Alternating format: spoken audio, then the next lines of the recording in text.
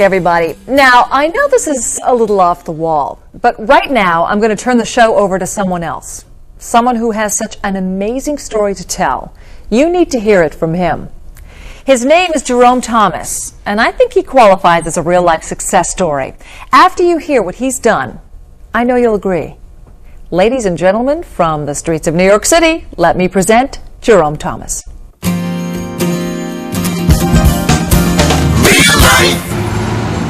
My name is Jerome Thomas, and I'm 18 years old. It's my first year at Columbia, and so far I like it a lot.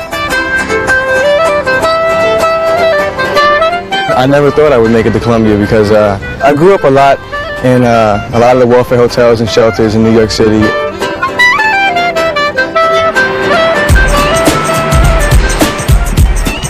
This is the Prince George Hotel. This is one of the two hotels that I lived in that were both welfare hotels.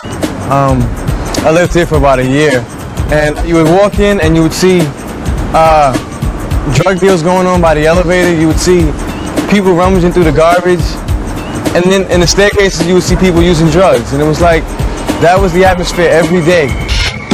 My family was homeless for a long time, and basically it was a lot of hard years with drugs in the family, and my parents had HIV, and my brother and I were both involved with the streets heavily. As far back as I can remember, when I was 8 years old and there was no food in the house, my friends and I would go around to neighborhood Asian grocers and steal their fruit. And for many nights, the only dinner I had was bananas and oranges and apples. My mother is originally from Michigan, and she passed away 3 years ago.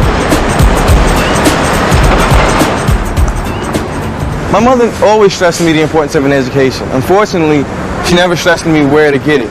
And it really took a lot of self-discovery and things like that to realize that, hey, I couldn't get all my education from the streets and that there was education elsewhere.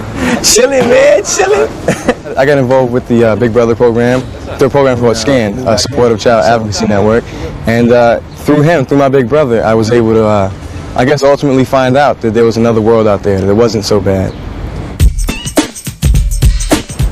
My big brother, Marty, decided to adopt me, and he was also the person who got me into private school. 2 years ago, I got a chance to go away to a private school in New Hampshire, and I spent 2 years there. I got it through a program called ABC, A Better Chance. Private school was an extremely different world than the one I was used to. There was a lot of, I guess what you would call jealousy. I mean, there were a lot of students who had fancy cars and who went to fancy places in the world and who had done everything I'd only dreamed of. And I guess my jealousy towards them turned to resentment after a while, and I couldn't take it. The first week, I found myself walking down the freeway back to New York City because the adjustment was so hard. I wasn't giving it a chance, I wasn't getting the education my mother had always stressed me.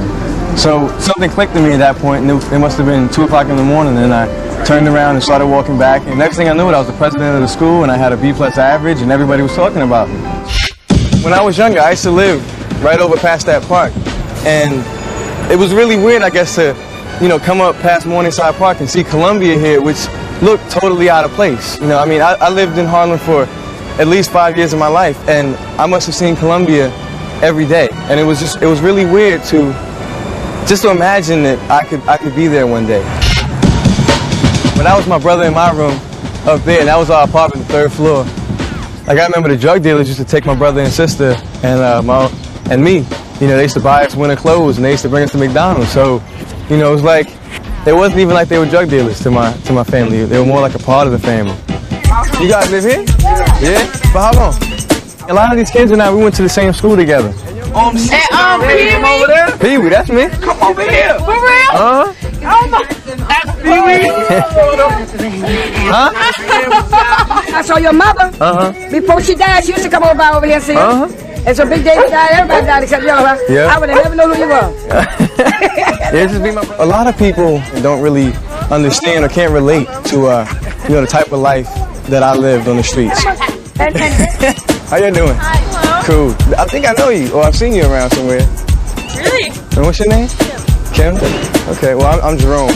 When they look at someone like me and I defy the statistic, then everybody's surprised and, oh, I can't believe he made it, and they think I'm just a one-shot deal. But no, there are other kids just like me. I'm not any more special than anyone else. I'm here to build a new future. I'm here to build new memories. And, it's not that hard. Now, Jerome's story only gets better. Despite a grueling schedule, he finished his first semester with an A- average. And if you're wondering about his major, it's economics. And he plans to take his education back to the streets to help kids just like himself. Jerome is living proof that you can rise above tough circumstances if you really want to.